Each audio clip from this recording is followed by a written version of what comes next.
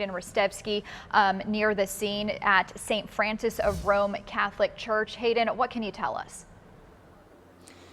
Yeah, Fallon, I'm out here at the corner of Payne and Clifton Streets, really just down the block from where this explosion happened. We are at St. Francis of Rome Catholic Church. I spoke with the priest here.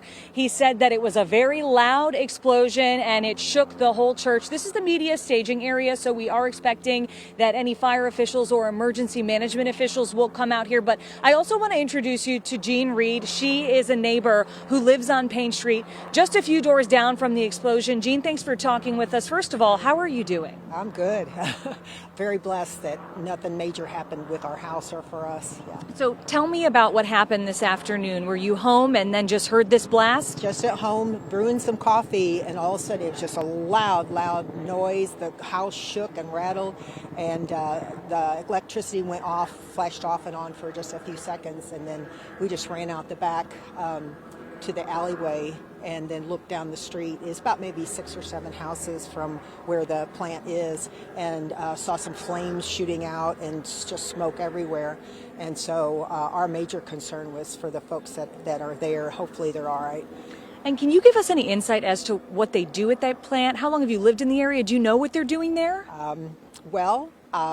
It's called Color Sense now. Before, I don't know exactly, the name just changed recently from D.D. Williamson. I'm not sure if it's the same company, but they do make like caramel flavorings and things like that. So whether it's changed, I'm not sure. But that's what they had been doing there for some time. Doing that. Mm-hmm. So of course you've had to leave your home now and come down here. Right. You have an N95 mask. I do. The fire officials came to the door and they said, just out of an abundance of caution, for us to please just leave the area for a little while.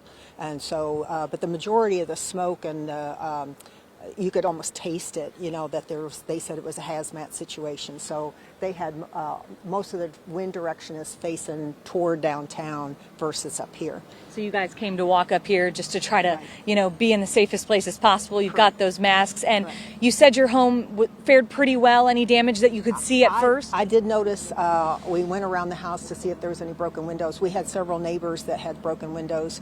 One of our neighbors that we were helping her carry her cat and some belongings up, she said she had some major damage and that her ceiling fell in, and she's got broken windows all through her house. So we fared really well compared to some of our neighbors. All right, thank you for your time. Sorry that you guys are going through this here in this neighborhood. Of course, guys, as we have more information from Emergency Management and Louisville Fire, we will bring it to you. But for now, reporting live in the Clifton neighborhood, Hayden Ristevsky, WDRB News. All right, Hayden.